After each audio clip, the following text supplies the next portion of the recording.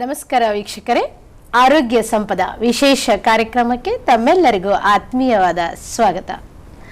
ಆಧುನಿಕ ಜೀವನ ಶೈಲಿಯಿಂದ ನಮ್ಮ ಆಹಾರ ಪದ್ಧತಿ ದಿನೇ ದಿನೇ ಸರಿಯಾಗಿ ಪದ್ಧತಿ ಇರಲಾರ್ದ ಕಾರಣಕ್ಕೆ ಹಲವಾರು ನಾವು ರೋಗಗಳಿಗೆ ತುತ್ತಾಗ್ತಾ ಇದ್ದೀವಿ. ಮಾನಸಿಕ ಒತ್ತಡ, ನಮ್ಮ ಚಟುವಟಿಕೆ ರಹಿತವಾದಂತಹ ಜೀವನ, ಇದರಿಂದ ನಾವು ಸರಿಯಾದ ಆಹಾರ ತೆಗೆದುಕೊಳ್ಳಲ್ಲ. ಹರಿ ಬರಿ ಕರಿ ಬ್ಯುಸಿ ಲೈಫ್, ಬಗ ತಿನ್ನೋದು, ಹಾಗೆ ರೋಡ್ ಸೈಡ್ ಆಹಾರವನ್ನು ತಿನ್ನೋದು, ಕರೆದ ಪದಾರ್ಥಗಳನ್ನು ತಿನ್ನೋದು, ಬೇಕರಿ ಐಟಮ್ಸ್ ತಿನ್ನೋದು, ಈ ಎಲ್ಲ ಇದರಿಂದ ನಮ್ಮ ಒಂದು ಜೀರ್ಣಾಂಗ ಕ್ರಿಯೆ ಮೇಲೆ ಇದ್ರ ಪರಿಣಾಮವನ್ನು ಬೀರ್ತಾ ಇದೆ. ಬನ್ನಿ ಹಾಗಾದರೆ ವೀಕ್ಷಕರೇ, ನಾವು ಇಂದು ನಮ್ಮ ಜೀರ್ಣಾಂಗ ವ್ಯೂಹ ಹೇಗಿದೆ, ಲಿವರ್ ಮತ್ತು ಇದ್ರ ಬಗ್ಗೆ ನಾವು ಚರ್ಚೆ ಮಾಡೋಣ. ನಮ್ಮ ಸ್ಟುಡಿಯೋದಲ್ಲಿ ನಮ್ಮ ಜೊತೆ ಇಂದು ಡಾಕ್ಟರ್ ನಾಗರಾಜ್ ಕೊತ್ಲಿ ವೈದ್ಯರಿದ್ದಾರೆ. ಇವರು ಜೀರ್ಣಾಂಗ ಮತ್ತು ಲಿವರ್ ಏಕೃತ ತಜ್ಞ ವೈದ್ಯರು. ಸರ್, ಕಾರ್ಯಕ್ರಮಕ್ಕೆ ತಮಗೆ ಆತ್ಮೀಯವಾದ ಸ್ವಾಗತ.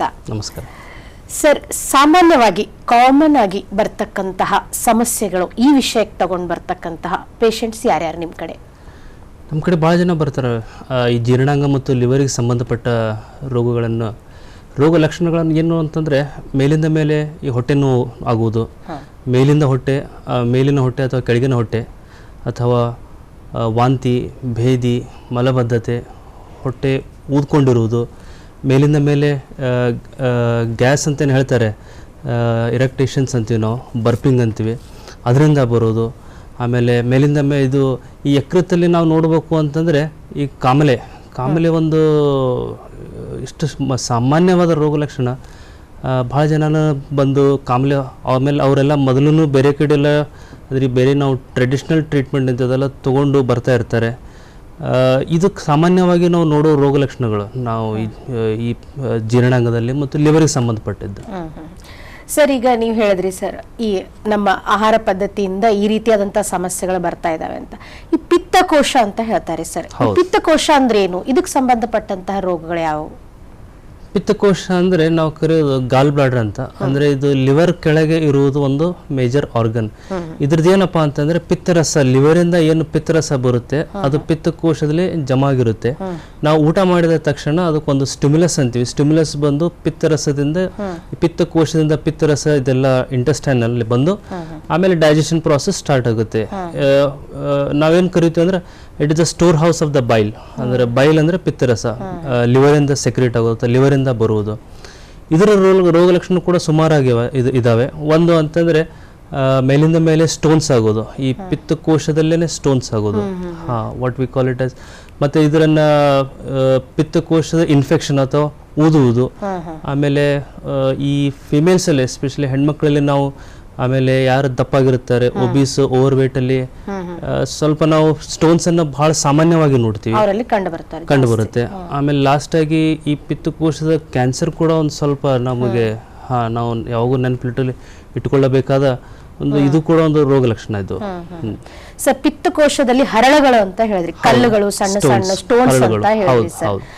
ಇವು ಯಾವಾಗ ಬರ್ತವೆ, ಎದಕ್ಕೆ ಆಗ್ತಾವ್ರಿ ಸರ್? ಇದು ಸ್ವಲ್ಪ ಮೆಟಬಾಲಿಸಮ್ ಡೀಟೇಲ್ ಅಲ್ಲಿ ಇರುತ್ತೆ. ಇದು ಕೊಲೆಸ್ಟ್ರಾಲ್ ಮೆಟಬಾಲಿಸಮ್ ಅಂತ ಇರುತ್ತೆ. ಇದರಿಂದ ಈ ಹರಳುಗಳಾಗ್ತವೆ, ಸ್ಟೋನ್ಸ್ ಆಗ್ತವೆ. ಈ ಸ್ಟೋನ್ಸ್ ಆಗಿ ಆಕ್ಚುಲಿ ಸ್ಟೋನ್ಸ್ ಬಹಳ ಜನರಲ್ಲಿ ಇರ್ತವೆ. ಬಟ್ ನಾವು ಟ್ರೀಟ್ಮೆಂಟ್ ನಾವು ಯಾವಾಗ ಕೊಡಬೇಕು ಅಂತಂದ್ರೆ, ಸ್ಟೋನ್ಸ್ ಇಂದ ಹೊಟ್ಟೆ ನೋವು ಆಗ್ತಾ ಇದ್ರೆ, ಮೇಲಿಂದ ಮೇಲೆ ಹೊಟ್ಟೆ ನೋವು ಆಗ್ತಾ ಇದ್ರೆ, ಅದು ಬಹಳ ತುಂಬಾ ಜೋರಾಗಿ ಹೊಟ್ಟೆ ನೋವು ಆಗೋದು, ವಾಮಿಟಿಂಗ್ ಆಗೋದು ಅಥವಾ ವಾಂತಿ ಆಗೋದು, ಈ ತರ ಏನಾರ ಆದ್ರೆ ನಾವು ಸ್ಟೋನ್ಸ್ ಅನ್ನು ಟ್ರೀಟ್ಮೆಂಟ್ ಕೊಡಬೇಕಾಗುತ್ತೆ. ಯಾಕಂದ್ರೆ ನಾವು ಇಷ್ಟು ನೋಡ್ತೀವಿ, ನಾವು ಅಲ್ಟ್ರಾಸೌಂಡ್ ಮಾಡಿಸ್ಕೊಳ್ಳೆ ಸ್ಟೋನ್ಸ್ ಅಂತ ಬರುತ್ತವೆ. ಆ ಸ್ಟೋನ್ಸ್ ಅಂದ್ಕೊಳ್ಳೆ ಜನ ಕೂಡ ಹೆದರ್ ಬಿಡ್ತಾರೆ, ಸ್ಟೋನ್ಸಿಗೆ ಏನು ಟ್ರೀಟ್ಮೆಂಟ್ ತಗೋಬೇಕು, ಯಾವ ಇದು ತಗೋಬೇಕು. ಆ್ಯಂಡ್ ಮತ್ತೆ ಅವರು ಆಯುರ್ವೇದಿಕ್, ಹೋಮಿಯೋಪತಿ ಅಥವಾ ಈವನ್ ಅಲೋಪತಿ ಟ್ರೀಟ್ಮೆಂಟು ಟ್ರೈ ಮಾಡ್ತಾರೆ. ಬಟ್ ಆ್ಯಕ್ಚುಲಿ ಸ್ಟೋನ್ಸಿಗೆ ಈಗ ಪ್ರಾಬ್ಲಮ್ ಏನೂ ಇಲ್ಲ ಅಂತಂದ್ರೆ ಅದಕ್ಕೇನು ಟ್ರೀಟ್ಮೆಂಟ್ ಬೇಕಾಗಿರೋದಿಲ್ಲ. ಬಟ್ ಒಂದು ಸರಿನೂ ಅಥವಾ ಈ ಥರ ಪೇನ್ ಆಯಿತು ಅಂದರೆ ನಾವು ನೋಡಿಕೊಂಡು ಟ್ರೀಟ್ಮೆಂಟ್ ಅಂತಂದ್ರೆ ಅದಕ್ಕೆ ಯೂಶಲಿ ಸರ್ಜರಿನೇ ಮಾಡ್ಕೋಬೇಕು. ಸರ್ಜರಿ ಮಾಡೋ, ಇಲ್ಲಾಂದ್ರೆ ಹೌದೌದು, ಇಲ್ಲಾಂದ್ರೆ ಮುಂದೆ ಹೋಗಿ ಕಾಂಪ್ಲಿಕೇಶನ್ಸ್ ಆಗೋ ಚಾನ್ಸಸ್ ಭಾಳ. ಯಾಕಂದ್ರೆ ಈ ಸ್ಟೋನ್ಸಿಂದ ಕೆಳಗೆ ಬಂದು ಏನಾದರೂ ಬ್ಲಾಕ್ ಆದರೆ ಜಾಯಿಂಡಿಸ್ ಆಗೋದು, ಅಥವಾ ಪಿತ್ತಕೋಶ ಕೆಳಗೆ ಇನ್ನೊಂದು ಮೇಜರ್ ಆರ್ಗನ್ ಇರೋದು ಅಂದ್ರೆ ಪ್ಯಾಂಕ್ರಿಯಾಸ್. ಈವನ್ ಪ್ಯಾಂಕ್ರಿಯಾಸ್ಗೆ ಡ್ಯಾಮೇಜ್ ಆಯಿತು ಅಂತಂದ್ರೆ ಅದು major complications. So usually what V offer is surgery ಅಂತ ಹೇಳ್ತೀವಿ ನಾವು, ಸ್ಟೋನ್ಸ್ ಇಂದ ಆಗೋದು. ಈಗ ಹೇಳಿದ್ರಿ ಸರ್ ನೀವು ಕಾಮಣಿ ಅಂತ. ಕಾಮಣಿ ಅಂದ್ರೆ ಏನು? ಇದಕ್ಕೂ ಈ ಲಿವರ್ಗೂ ಏನಾದ್ರೂ ಸಂಬಂಧಗಳಿದಾವ? ಅಫ್ಕೋರ್ಸ್ ಈ ಕಾಮಲೆ ಅನ್ನೋದೇ ಮತ್ತೆ ಲಿವರ್ ರೋಗ ಲಕ್ಷಣ, ಒಂದು ಮುಖ್ಯವಾದ ರೋಗ ಲಕ್ಷಣ ಅಂತ ಹೇಳ್ಬೋದು ನಾವು. ಕಾಮಾಲೆ ಅಂತಂದ್ರೆ ಮುಖ್ಯವಾಗಿ ಇದು ಲಿವರ್ ಮತ್ತೆ ಈ ಪಿತ್ತಕೋಶದಲ್ಲಿ ಹೇಳೋದಲ್ಲ, ಪಿತ್ತಕೋಶ ಕ್ಯಾನ್ಸರ್ ಆಯ್ತು ಅಥವಾ ಪಿತ್ತಕೋಶದಲ್ಲಿ ಹರಳುಗಳಾದವು ಅಂದ್ರೆ ಕಾಮಾಲೆ ಆಗುವುದು. ಆಮೇಲೆ ಸ್ವಲ್ಪ ಜನರಲ್ಲಿ ಇವನ್ ಈ ರಕ್ತದೋಷ ಇದ್ರು ಹಿಮೋಲೈಟಿಕ್ ಅನಿಮಿಯಾಸ್ ಅಂತ ಕರಿತೀವಿ, ಅದರಿಂದಲೂ ಕೂಡ ಕಾಮಾಲೆ ಆಗುವುದು, ರಕ್ತ ಕಡಿಮೆ ಇರುವುದು ನೋಡ್ತೀವಿ. ಇನ್ನೊಂದು ಸ್ವಲ್ಪ ಜನರಲ್ಲಿ ಕಾಮನ್ಲಿ ಅದು ಗಿಲ್ಬರ್ಟ್ ಸಿಂಡ್ರೋಮ್ ಅಂತ ಇನ್ನೊಂದು ಕೂಡ ಬರುತ್ತೆ. ಇಂಥ ಪೇಷಂಟ್ ಅಲ್ಲಿ ಈ ಬಿಲಿರುಬಿನ್ ಲೆವೆಲ್, ಕಾಮಲೆ ಅಂದ್ರೆ ಬ್ಲಡ್ ಅಲ್ಲಿ ಬಿಲಿರುಬಿನ್ ಲೆವೆಲ್ ಹೆಚ್ಚಾಗುವುದು. ಈ ಬಿಲಿರುಬಿನ್ ಅಂತ ಒಂದು ಕೆಮಿಕಲ್ ಇರೋದು, ಇದು ಹೆಚ್ಚಾಗುತ್ತೆ. ಇದು ಹೆಚ್ಚಾಗೋದ ಕೂಡ ಕಾಮಲೆ ಕಾಣಿಸ್ತದೆ ನಮಗೆ. ಬಟ್ ಸ್ವಲ್ಪ ಜನದಲ್ಲಿ ಗಿಲ್ಬರ್ಟ್ ಸಿಂಡ್ರೋಮ್ ಅಂತೀವಿ. ಗಿಲ್ಬರ್ಟ್ ಸಿಂಡ್ರೋಮ್ ಆಕ್ಚುಲಿ ರೋಗ ಅಲ್ಲ, ಅದು what we call physiological variation ಅಂತೀವಿ. ಅಂದ್ರೆ ಇದು ಲಿವರ್ ಮೆಟಬಾಲಿಸಮ್ ಅಲ್ಲಿ ಏನಾದರೂ ಏರ್ಪೇರ್ ಆದ್ರೆ ಸ್ವಲ್ಪ ಈ ಜನರಲ್ಲಿ ಕಾಮಲೆ ಯಾವಾಗೂ ಕಾಣುತ್ತೆ. ಅಂದ್ರೆ ಇವ್ರದ್ದು 2 ಅಥವಾ 3 ಮಿಲಿಗ್ರಾಮ್ಸ್ ಅಂತ ಹೇಳ್ತೀವಿ. ನಾರ್ಮಲಿ ಬಿಲಿರುಬಿನ್ ಲೆವೆಲ್ ಲೆಸ್ ದೆನ್ 1 ಅಂತ ಇರಬೇಕು ಅಂತ ಹೇಳ್ತೀವಿ ನಾವು. ಈ ಗಿಲ್ಬರ್ಟ್ ಸಿಂಡ್ರೋಮ್ ಪೇಷಂಟ್ ಅಲ್ಲಿ 3 ಅಥವಾ 4 ಬರೋದು ಬಹಳ common. And it doesn't require, ಅಂದ್ರೆ ಇದಕ್ಕೆ ಯಾವ ಟ್ರೀಟ್ಮೆಂಟ್ ಬೇಕಾಗಿಲ್ಲ. ಬಟ್ ಇದಕ್ಕೆ ಬಿಟ್ಟು ಈ ಲಿವರ್ಗೆ ಸಂಬಂಧಪಟ್ಟಿದ್ದು ಅಥವಾ ಪಿತ್ತಕೋಶಕ್ಕೆ ಸಂಬಂಧಪಟ್ಟಿದ್ದು ಅಥವಾ ಈ ಹಿಮೋಲೈಟಿಕ್ ಅನಿಮಿಯಾಸ್ ಅಂತ ಏನು ಹೇಳಿದೆ, ಇದಕ್ಕೆ ಸಂಬಂಧಪಟ್ಟಿದ್ದು ಜಾಂಡಿಸ್ ಅಂತ ಏನಾರು ಇತ್ತು ಅಂದ್ರೆ, ಕಾಮಲೆ ಇತ್ತು ಅಂದ್ರೆ definitely such patients require treatment ಕೊಡಬೇಕು. ಕಾರಣಗಳೇನಿದೆ ಆಗ್ಬೇಕಾದ್ರೆ ಲಕ್ಷಣಗಳೇನವ? ಅದು ಜಾಂಡಿಸ್ ಅಂತಂದ್ರೆ ಕಾಮಲೆ ಅಂದ್ರೆ ಕಣ್ಣು ಹಳದಿ ಆಗುವುದು, ನಾಲಿಗೆ ಹಳದಿ ಆಗುವುದು. ಆಮೇಲೆ ಯಾವ ತರ ಅದು ಜಾಸ್ತಿ ಆಗುತ್ತೆ, ಈ 1 ರಿಂದ 5 ಆಯ್ತು, 10 ಆಯ್ತು, 15, 20, ಅದು ಸ್ಕಿನ್ ಕೂಡ ಯೆಲ್ಲೋ ಕಲರ್ ಆಗುತ್ತೆ, ಹಳದಿ ಕಲರ್ ಆಗುತ್ತೆ. ಆಮೇಲೆ ಮೂತ್ರ ಕೂಡ ಹಳದಿ ಕಲರ್ ಆಗೋದು, ಈ ತರ ಗೊತ್ತಾಗುತ್ತೆ. ಆಮೇಲೆ ವಾಮಿಟಿಂಗ್ ಆಗೋದು, ಪೇನ್ ಆಗೋದು, ಮೇಲಿನ ಹೊಟ್ಟೆ ನೋವು ಆಗೋದು ಮೇಲಿಂದ ಮೇಲೆ, ಈ ಒಂದ್ ಸ್ವಲ್ಪ ರೋಗ ಲಕ್ಷಣಗಳು ಇದೆಲ್ಲ ಇದ್ರ ಲಕ್ಷಣಗಳು. ಸರಿ, ಕಾರಣಗಳೇನು ಬರಬೇಕಾದ್ರೆ ಕಾರಣಗಳೇನು? ಇದು ಫಸ್ಟ್ ಅಂದ್ರೆ ಲಿವರ್ ಡಿಸೀಸ್. ಇದು ಎಸ್ಪೆಷಲಿ ನಾವು ನೋಡೋದಪ್ಪ ಅಂತಂದ್ರೆ ಲಿವರ್ಗೆ ಸಂಬಂಧಪಟ್ಟ, ಯಕೃತ್ತಿಗೆ ಸಂಬಂಧಪಟ್ಟ ರೋಗಗಳಂದ್ರೆ ಇದು first is alcohol related liver disease ಏನ್ ಡೆವಲಪ್ ಆಗುತ್ತೆ, ಅದರಲ್ಲಿ ನಾವು ಕಾಮಣಿ ನೋಡ್ತೀವಿ. ಇದಕ್ ಬಿಟ್ಟು ನಾವು ಕಾಮನ್ ಆಗಿ ನೋಡೋದಂದ್ರೆ ಸಾಮಾನ್ಯವಾಗಿ ನೋಡೋದು ಕಾಮಣಿ ಸಣ್ಣವರಲ್ಲಿ ನೋಡ್ತೀವಿ, ಯಾರು ಆಲ್ಕೋಹಾಲ್ ತಗೊಳ್ಳೋ ಅವರಲ್ಲೂ ನೋಡ್ತೀವಿ. ಏನೋ ಜ್ವರ ಬಂತು ಅಥವಾ ಹೆಡ್ಏಕ್ ಆಯ್ತು, ಈ ಸ್ವಲ್ಪ ಮೈಕೈ ನೋವು ಆಯ್ತು, ಇಂಥ ಪೇಷಂಟ್ಸ್ ಅಲ್ಲಿ ಈ ಲಿವರ್ ಇನ್ಫೆಕ್ಷನ್ ಆಗುತ್ತೆ. ಮೋಸ್ಟ್ ಕಾಮನ್ ಅಂತಂದ್ರೆ ಈ ಹೆಪಟೈಟಿಸ್ ಎ ವೈರಸ್ ಮತ್ತು ಹೆಪಟೈಟಿಸ್ ಇ ವೈರಸ್ ಇಂದ ಆಗೋ ಇನ್ಫೆಕ್ಷನ್. ಇದು simple viral infection of the liver ಅಂತ ಹೇಳ್ತೀವಿ ನಾವು. ಇದರಲ್ಲಿ ಹೆಪಟೈಟಿಸ್ ಎ ಮತ್ತು ಇ ದಿಂದ ಕಾಮಲೆ ಶುರು ಆಗುತ್ತೆ, 1 ವಾರ 2 ವಾರ ಇರುತ್ತೆ. ಆಮೇಲೆ ವಿತ್ ಟ್ರೀಟ್ಮೆಂಟ್ ಅವ್ರ ಬೆಡ್ ರೆಸ್ಟ್ ಕಡಿಮೆ ಆಗುತ್ತೆ. ಇದು ಮೋಸ್ಟ್ ಕಾಮನ್. ಸೆಕೆಂಡ್ ಬರೋದು ಆಲ್ಕೋಹಾಲ್ ರಿಲೇಟೆಡ್ ಡಿಸೀಸಸ್. ಈ ಆಲ್ಕೋಹಾಲ್ ಅಲ್ಲಿ 3-4 ಬರುತ್ತವೆ. ಅಂದ್ರೆ ಫ್ಯಾಟಿ ಲಿವರ್ ಅಂತ ಬರುತ್ತೆ. ಆಮೇಲೆ ಯಾವ ತರ ಮತ್ತೆ ಲಿವರ್ ಹೆಚ್ಚಿಗೆ ಹೆಂಗೆ ಡ್ಯಾಮೇಜ್ ಆಗುತ್ತೆ ಆ ತರ ಆಲ್ಕೋಹಾಲಿಕ್ ಹೆಪಟೈಟಿಸ್ ನೆಕ್ಸ್ಟ್ ಸ್ಟೇಜ್ ಅಲ್ಲಿ ಬರುತ್ತೆ. And last stage is cirrhosis of liver ಅಂತ ಕರಿತೀವಿ. ಇದು ನೆಕ್ಸ್ಟ್ ಪಿತ್ತಕೋಶದಲ್ಲಿ ಈಗ ಮಾತಾಡಿದ್ವಲ್ಲ, ಪಿತ್ತಕೋಶದಲ್ಲಿ ಏನಾರ ಸ್ಟೋನ್ ಬಂದು ಬ್ಲಾಕ್ ಮಾಡ್ತು ಅಂತಂದ್ರೂ ಕಾಮಾಲೆ ಆಗೋದು ಬಹಳ ಕಾಮನ್. ಈಗ ಹೇಳಿದ್ರಿ ಸರ್ ಹೆಪಟೈಟಿಸ್ ಎ ಮತ್ತು ಸಿ ಅಂತ, ಇ ಅಂದ್ರೆ ಬಿಳಿ ಕಾಮಣಿ ಮತ್ತೆ ಹಳದಿ ಕಾಮಣಿ ಅಲ್ಲ ಸರ್?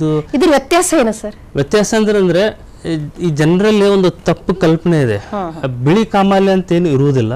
ಇದು ಬಿಳಿ ಕಾಮಾಲೆ ಅಂತಂದ್ರೆ ರಕ್ತ ಕಡಿಮೆ ಆದ ಕೂಡ ನಮ್ಮ ಕಣ್ಣುಗಳು, ನಮ್ಮ ಇವು ನೇಲ್ ಬೆಡ್ಸ್ ಅಥವಾ ಉಗುರುಗಳು, ಆಮೇಲೆ ಇನ್ಫ್ಯಾಕ್ಟ್ ಸ್ಕಿನ್ ಕೂಡ, ಚರ್ಮ ಕೂಡ ಬೆಳಗಾಗುತ್ತೆ. ಯಾಕಂದ್ರೆ ಬ್ಲಡ್ ಕಡಿಮೆ ಆದ ಕೂಡ ಆಗ್ಬಿಡುತ್ತೆ. ಹೀಗಾಗಿ ನಮ್ಮ ಜನರಲ್ಲಿ ಏನಂತಾರೆ, ಇದು ಬಿಳಿ ಕಾಮಾಲೆ ಇದೆ, ಬಿಳಿ ಕಾಮಾಲೆ ಅಂತ. ಆಕ್ಚುಲಿ ಅದು ರಕ್ತ ಕಡಿಮೆ ಆಗಿರೋದ್ರಿಂದ ಮೈಯೆಲ್ಲ ಬೆಳಗಾಗ್ಬಿಡುತ್ತೆ. ಇಂಥವರಿಗೆ ಬ್ಲಡ್ ಟ್ರಾನ್ಸ್ಫ್ಯೂಷನ್ ಮಾಡಿಕೊಂಡು ಅಥವಾ ಇನ್ವೆಸ್ಟಿಗೇಷನ್ಸ್ ಮಾಡಿಕೊಂಡು ಬ್ಲಡ್ ಯಾಕೆ ಕಡಿಮೆ ಆಗಿದೆ ಅಂತ ಹೇಳಿ ನೋಡೋದು ಬಹಳ ಮುಖ್ಯ. ಯಾಕಂದ್ರೆ ನಾವು ಬ್ಲಡ್ ಕೊಡ್ತೀವಿ, ಮತ್ತೆ ಅವರು 2-3 ತಿಂಗಳಾದ್ಮೇಲೆ ಮತ್ತೆ ಬರಬಹುದು, ಸರ್ ಮತ್ತೆ ಬ್ಲಡ್ ಕಡಿಮೆ ಆಗಿದೆ ಅಂತ. ಸೊ ಈ ತರ ಏನ್ ಕಾರಣ ಇದೆ, ಬ್ಲಡ್ ಯಾಕೆ ಕಡಿಮೆ ಆಗಿದೆ ಕಂಡ್ಕೋಬೇಕು, ಅದ್ರ ಪ್ರಕಾರ ಟ್ರೀಟ್ಮೆಂಟ್ ಕೊಡಬೇಕು. Blood transfusion of course is required. ಯಾಕಂದ್ರೆ ಬ್ಲಡ್ ಬಹಳ ಕಡಿಮೆ ಆದ್ಮೇಲೆ ನಾವು ಬ್ಲಡ್ ಟ್ರಾನ್ಸ್ಫ್ಯೂಷನ್ ಮಾಡಬೇಕಾಗುತ್ತೆ. ಇದು ನಾವು ನೋಡೋದು ಬಿಳಿ ಕಾಮಾಲೆ. ಆಕ್ಚುಲಿ ಇದು ಈ ಶಬ್ದನೇ ಯೂಸ್ ಮಾಡಬಾರದು, ಅದ್ರ ಬಿಳಿ ಕಾಮಾಲೆ ಅಂತ ನಮ್ಮ ಜನಸಾಮಾನ್ಯರಲ್ಲಿ ಬಹಳ, ಹಳ್ಳಿ ಜನರಲ್ಲಿ ಬಹಳ ಇದೆ ಬಿಳಿ ಕಾಮಾಲೆ. ಸರ್ ನನಗೆ ಬಿಳಿ ಕಾಮಾಲೆ ಬಂದಿತ್ತು, ನಾನು ಟ್ರೀಟ್ಮೆಂಟ್ ತಗೊಂಡಿದ್ದೀನಿ ಅಂತ. ಇನ್ನೊಂದಿರೋದು ನಾವು ಮಾತಾಡೋದು ಕಾಮಾಲೆ ಅಂದ್ರೆ ಹಳದಿ ಬಣ್ಣ, ಇದು ಜಾಂಡಿಸ್. ಇದು ಅಂದ್ರೆ ಇದು ಬ್ಲಡ್ ಅಲ್ಲಿ ಬಿಲಿರುಬಿನ್ ಹೆಚ್ಚಿಗೆ ಆಗೋದು ಇದು. ಸರ್, ಒಂದು ಸಲ ನಾವು ಈ ಹೆಪಟೈಟಿಸ್ ಒಂದ್ ಒಳಗಾದ್ರೆ ಇದು ನಮ್ಮ ಜೀವನ ಪರ್ಯಂತ ಇರ್ತಾ ಅಥವಾ ಇದರ ಕಡಿಮೆನೂ ಆಗ್ಬೋದಾ ಸರ್? ಇದು ಒಳ್ಳೆ ಪ್ರಶ್ನೆ. ಯಾಕಂದ್ರೆ ನಮಗೆ 5 ವೈರಸಸ್ ಇರ್ತಾವ ಈ ಲಿವರಿಗೆ ಸಂಬಂಧಪಟ್ಟ 5 ವೈರಸಸ್. ಯಾವಪ್ಪ ಅಂದ್ರೆ A, B, ಸಿ, ಡಿ ಮತ್ತು ಇ ಇದೇ ತರ ಹೆಸರು ಇಟ್ಟಿದ್ದಾರೆ. ಇದರಲ್ಲಿ ಎ ಮತ್ತು ಇ ವೈರಸ್ ಅಂದ್ರೆ ಸೆಲ್ಫ್ ಲಿಮಿಟಿಂಗ್ ಡಿಸೀಸ್ ಅಂತೀವಿ. ಸೆಲ್ಫ್ ಲಿಮಿಟಿಂಗ್ ಡಿಸೀಸ್ ಅಂದ್ರೆ ಸಿಂಪಲ್ ವೈರಲ್ ಇನ್ಫೆಕ್ಷನ್. ಈಗ ನಮಗೆ ಕಾಮನ್ ಕೋಲ್ಡ್ ಅಂತೀವಲ್ಲ ನಾವು, ನೆಗಡಿ ಬಂದ ನಾವು 1 ವಾರ 2 ವಾರ ನೆಗಡಿಯಿಂದ ಬಳಲಿ ನಾವು ಆರಾಮಾಗಿರ್ತೀವಿ. ಅದೇ ತರ hepatitis A virus, hepatitis E virus ಇಂದ ಈ ಲಿವರ್ ಇನ್ಫೆಕ್ಷನ್ ಆಯ್ತು ಅಂದ್ರೆ ಜಾಂಡಿಸ್ ಆಗೋದು, ಮೈ ಮೇಲೆ ಒಂದು ಸ್ವಲ್ಪ ರೆಸ್ಟ್ ತಗೊಂಡು ಅಥವಾ ಮೆಡಿಸಿನ್ಸ್ ತಗೊಂಡ್ರೆ ಕಡಿಮೆ ಆಗುತ್ತೆ. ಬಟ್ ಹೆಪಟೈಟಿಸ್ ಬಿ ಮತ್ತು ಸಿ ಬಹಳ ಮುಖ್ಯವಾದದ್ದು. ಇವು ಕ್ರಾನಿಕ್ ಲಿವರ್ ಡಿಸೀಸ್ ಅಂತೀವಿ. ಏನಪ್ಪ ಕ್ರಾನಿಕ್ ಲಿವರ್ ಡಿಸೀಸ್ ಅಂದ್ರೆ ಈ ವೈರಸ್ 6 ತಿಂಗಳಿಗಿಂತ ಹೆಚ್ಚಿಗೆ ನಮ್ಮ ಮೈಯಲ್ಲಿ ಉಳ್ಕೊಂಡು ಆಮೇಲೆ ಲಿವರ್ ಅನ್ನ ಡ್ಯಾಮೇಜ್ ಮಾಡುವಂಥದ್ದು ಪ್ರಕೃತಿ ಇರುತ್ತೆ. ಹೆಪಟೈಟಿಸ್ ಬಿ ವೈರಸ್ ಮತ್ತು ಸಿ ವೈರಸ್ ಒಂದು ಸರ್ತಿ ಇದು 6 ಮಂತ್ಸ್ಗಿಂತ ಹೆಚ್ಚಿಗೆ ಇದು ವೈರಸ್ ನಮ್ಮಲ್ಲಿ ಕಾಣ್ತು ಅಂದ್ರೆ most of the time life long ಇರುತ್ತೆ. ಇದು ಹೆಪಟೈಟಿಸ್ ಬಿ ವೈರಸ್ ಮತ್ತು ಸಿ ವೈರಸ್ ಏನಾಗುತ್ತೆ ಇದರಿಂದ ಓವರ್ ಎ ಪೀರಿಯಡ್ ಆಫ್ ಅಂದ್ರೆ 5 ಇಯರ್ಸ್ 10 ವರ್ಷ 15 ವರ್ಷ ಆದ್ಕೊಳ್ಳೆ ಈ ಲಿವರ್ ಅನ್ನ ಡ್ಯಾಮೇಜ್ ಮಾಡುತ್ತೆ. ಈ ಲಿವರ್ ಡ್ಯಾಮೇಜ್ ಮಾಡಿ what we call end stage liver disease ಅಂದ್ರೆ ಸಿರೋಸಿಸ್. ಈಗ ಆಲ್ಕೋಹಾಲ್ ಇಂದನೂ ಎಂಡ್ ಸ್ಟೇಜ್ ಇಸ್ ಸಿರೋಸಿಸ್. ಈಗ hepatitis B virus, hepatitis C virus ಇಂದ ಆಗೋದು ಸಿರೋಸಿಸ್ ಆಫ್ ಲಿವರ್ ಅಂತೀವಿ. ಸೊ ನಾವು ಹೀಗಾಗಿ ಪ್ರತಿಯೊಂದು ಪೇಷಂಟನ್ನು, ಯಾಕಂದ್ರೆ ಇನಿಷಿಯಲಿ ಪೇಷಂಟ್ಸಲ್ಲಿ ಈಗ ಸಪೋಸ್ ಈಗ ಯಾರಿಗಾದ್ರೂ ಹೆಪಟೈಟಿಸ್ ಬಿ ಇತ್ತು ಅಥವಾ ಸಿ ಇತ್ತು ಅಂದ್ರೆ ಇನಿಷಿಯಲ್ ಸ್ಟೇಜಲ್ಲಿ ಅವ್ರಿಗೆ ಯಾವ ಪ್ರಾಬ್ಲಮ್ ಇರುವುದಿಲ್ಲ. ಸೊ ಹಿಂಗಾಗಿ ನಾವು ಪ್ರತಿಯೊಂದು ಪೇಷಂಟ್ ಈಗ ನೋಡ್ಬೋದು, ನೀವು ಎನಿ ಪ್ರೆಗ್ನೆಂಟ್ ವುಮನ್ ಅಥವಾ ನಾವು ಯಾರೇ ಸರ್ಜರಿ ಮಾಡ್ಕೊಳಕ್ ಹೋದ್ರು ನಾವು hepatitis B virus, C virus ಮತ್ತು HIV ಮಾಡ್ತಾರೆ, ಕಂಪಲ್ಸರಿ ಮಾಡ್ತಾರೆ. ಯಾಕೆ ಮಾಡ್ತಾರೆ ಅಂತಂದ್ರೆ ಇನಿಷಿಯಲ್ ಸ್ಟೇಜಲ್ಲಿ ಗೊತ್ತೇ ಆಗೋದಿಲ್ಲ. ಎಷ್ಟೋ ಜನಕ್ಕೆ ಇರುತ್ತೆ 5 ವರ್ಷ 10 ವರ್ಷ ತನಕ ಇರುತ್ತೆ, ಗೊತ್ತಿರೋದಿಲ್ಲ. ಹಿಂಗಾಗಿ ಸ್ಕ್ರೀನಿಂಗ್ ಟೆಸ್ಟ್ ಅಂತ ಮಾಡ್ಕೊಂಡ್ಬಿಡ್ತೀವಿ ನಾವು. ಒಂದು ಸ್ಕ್ರೀನಿಂಗ್ ಅಲ್ಲಿ ಅವ್ರ ಹೆಪಟೈಟಿಸ್ ಬಿ ಪಾಸಿಟಿವ್ ಬಂತು ಅಥವಾ ಸಿ ಪಾಸಿಟಿವ್ ಬಂತು, ವಾಟ್ ಎವರ್ ಇಟ್ ಇಸ್, ಅದನ್ನ ನಾವು ಮತ್ತೆ ಮುಂದೆ ಫರ್ದರ್ ಇನ್ವೆಸ್ಟಿಗೇಟ್ ಮಾಡಿಕೊಂಡು ಲಿವರ್ ಡ್ಯಾಮೇಜ್ ಆಗಿದೆಯೋ ಅಥವಾ ಇಲ್ವಾ. ಯಾಕಂದ್ರೆ ಲಿವರ್ ಡ್ಯಾಮೇಜ್ ಆಗಿತ್ತು ಅಂದ್ರೆ ನಾವು ಮತ್ತೆ ಟ್ರೀಟ್ಮೆಂಟ್ ಸ್ಟಾರ್ಟ್ ಮಾಡಬೇಕು. ಬಹಳಷ್ಟು ಜನರಲ್ಲಿ ಹೆಪಟೈಟಿಸ್ ಬಿ ಇರುತ್ತೆ, ಬಟ್ ಎಲ್ಲರೂ ಎಲ್ಲದು ಪ್ರಾಬ್ಲಮ್ ಕೊಡೋದಿಲ್ಲ. ಲಕ್ಷಣನೇ ಇರಲ್ಲ ಸರ್, ಲಕ್ಷಣ ಇರೋಂಗೆ ಪ್ರಾಬ್ಲಮ್ ಕೊಡಂಗಿಲ್ಲ ಅದು. ಎಷ್ಟೋ ಜನರಿಗೆ ಸಪೋಸ್ ಈಗ out of 100 people hepatitis B ಇದ್ದವರಿಗೆ ಅಟ್ಲೀಸ್ಟ್ 15 to 20% ಅಲ್ಲಿ ಅಷ್ಟೇ ಅದು ಲಿವರಿಗೆ ಪ್ರಾಬ್ಲಮ್ ಮಾಡುತ್ತೆ. Rest around 60 to 70% inactive carriers ಅಂತೀವಿ ನಾವು. ಇನ್ಆಕ್ಟಿವ್ ಅಂತಂದ್ರೆ ವೈರಸ್ ಇರುತ್ತೆ ಬಟ್ ಲಿವರ್ ಡಿಸೀಸ್ ಏನೂ ಇರೋದಿಲ್ಲ. ಸೊ ಈ patients just require every 6 months screening ಮಾಡ್ತೀವಿ ನಾವು. ಬಟ್ ಯಾರಲ್ಲಿ ಪ್ರಾಬ್ಲಮ್ ತೊಂದರೆ ಕಾಣಿಸುತ್ತೆ ಅಂದ್ರೆ ಲಿವರ್ ಡ್ಯಾಮೇಜ್ ಆಗ್ತಾ ಇದೆ ಅಂತ ನಮಗೆ ಅನಿಸುತ್ತೋ ಅದರಲ್ಲಿ ಟ್ರೀಟ್ಮೆಂಟ್ ಅನ್ನ ಸ್ಟಾರ್ಟ್ ಮಾಡಬೇಕು ನಾವು. ಸರ್ ಈಗ ಹೇಳಿದ್ರಿ ಗರ್ಭಿಣಿ ಮಹಿಳೆಯರಿಗೂ ಕೂಡ ನಾವು ಈ HbCG ಟೆಸ್ಟ್ ಮಾಡ್ತೀವಿ ಅಂತ ಕಂಪಲ್ಸರಿ ಮಾಡಬೇಕು. ಸರಿ, ಗರ್ಭಿಣಿ ಮಹಿಳೆಯರಿಗೆ ಟೆಸ್ಟ್ ಮಾಡಿದಾಗ ಹುಟ್ಟುವಂತ ಮಗುನೂ ಕೂಡ ಇನ್ಫೆಕ್ಟೆಡ್ ಆಗ್ತದ? ಇನ್ಫೆಕ್ಷನ್ ಆಗೋ ಚಾನ್ಸಸ್ ಇರುತ್ತೆ. ಬಟ್ ನಾವು ಈಗ ಇರೋ ಟ್ರೀಟ್ಮೆಂಟ್ ಅಲ್ಲಿ ಇನ್ಫೆಕ್ಷನ್ ಚಾನ್ಸಸ್ ಏನಂದ್ರೆ ಮಗು ತಾಯಿಯಿಂದ ಹುಟ್ಟೋ ಮಗುವಿಗೆ chances they have been reduced to less than 5%. ಈ ತರ ಕಡಿಮೆ ಆಗಿದೆ. ಮೊದಲೆಲ್ಲ ಇತ್ತು, ಬಟ್ ಈಗ ಟ್ರೀಟ್ಮೆಂಟ್ ಇಷ್ಟು ಅಡ್ವಾನ್ಸ್ ಆಗಿಬಿಟ್ಟಿದೆಲ್ಲ. ನಾವೇನ್ ಮಾಡ್ತೀವಿ, ಫಸ್ಟ್ ಪ್ರೆಗ್ನೆಂಟ್ ವುಮನ್ ಅಲ್ಲಿ ಹೆಪಟೈಟಿಸ್ ಬಿ ಅವ್ರ ಪಾಸಿಟಿವ್ ಬಂದ್ಕೊಳ್ಳಿ ನಾವೇನ್ ಮಾಡ್ತೀವಿ ಅಂದ್ರೆ ಅವರನ್ನ ನಾವು ಇನ್ವೆಸ್ಟಿಗೇಟ್ ಮಾಡಕ್ ಸ್ಟಾರ್ಟ್ ನಾವು ಇನ್ವೆಸ್ಟಿಗೇಷನ್ ಮಾಡ್ತೀವಿ. ಈ ಪ್ರೆಗ್ನೆಂಟ್ ವುಮನ್ ಅಲ್ಲಿ ಈ ಟ್ರೀಟ್ಮೆಂಟ್ ಬೇಕು ಬೇಡ ಅಂತ ನಾವು ಟ್ರೀಟ್ಮೆಂಟ್ ಒಂದ್ ವೇಳೆ ಸ್ಟಾರ್ಟ್ ಮಾಡಿಬಿಡ್ತೀವಿ. ಆ ಥರ ತಾಯಿಗೂ ಟ್ರೀಟ್ಮೆಂಟ್ ಕೊಡ್ತೀವಿ. ಆಮೇಲೆ ಹುಟ್ಟೋ ಕೂಸಿಗೆ ಅಂದ್ರೆ ಕೂಸು ಹುಟ್ಟಿದ ಮೇಲೆ ವಿದಿನ್ 24 to 48 hours ಇಮ್ಯುನೋಗ್ಲೋಬುಲಿನ್ಸ್ ಅಂತ ಕೊಡ್ತೀವಿ. Hepatitis B immunoglobulins within 24 hours plus vaccine ಕೊಡ್ತೀವಿ. ಈ ಎರಡೂ ಕೊಡೋದ್ರಿಂದ the transmission chance vertical transmission ಅಂದರೆ ತಾಯಿಯಿಂದ ಮಗುವಿಗೆ ಬರೋದು, ಇದರ chance is reduce to less than 5%. ಕಡಿಮೆ ಆಗ್ತದೆ, 100% ಕಡಿಮೆ ಆಗ್ತದೆ. ಆಮೇಲೆ ಎಲ್ಲರೂ ಮಾಡ್ಕೊಳ್ಳೇಬೇಕು. ಹೀಗಾಗಿ ಎನಿ ಪ್ರೆಗ್ನೆಂಟ್ ವುಮನ್ ಇವನ್ ಇನ್ PHC ಹೋಗ್ರಿ, ಎಂತ ಸ್ಮಾಲ್ ಇದು ಹಾಸ್ಪಿಟಲ್ ಸೆಟಪ್ಗೆ ಹೋದ್ರು ಹೆಪಟೈಟಿಸ್ ಬಿ ಮಾಡೇ ಮಾಡ್ತಾರೆ. And it is very important. Sir, ನಾ ಬಹಳಷ್ಟು ಜನ ವೈದ್ಯರ ಹತ್ರ ಹೋದಾಗ ಅಥವಾ ನಾ ಬೇರೆ ಕಡೆ ಕೇಳಿದಾಗ ಈ IBS ಅಂತ ಅಂತಾರೆ. ಹೌದೌದು, ಅಂದ್ರೆ ಏನ್ರಿ ಸರ್ ಇದು? IBS ಅಂತಂದ್ರೆ ಇದು ಜೀರ್ಣಾಂಗಕ್ಕೆ ಸಂಬಂಧಪಟ್ಟಿದ್ದು.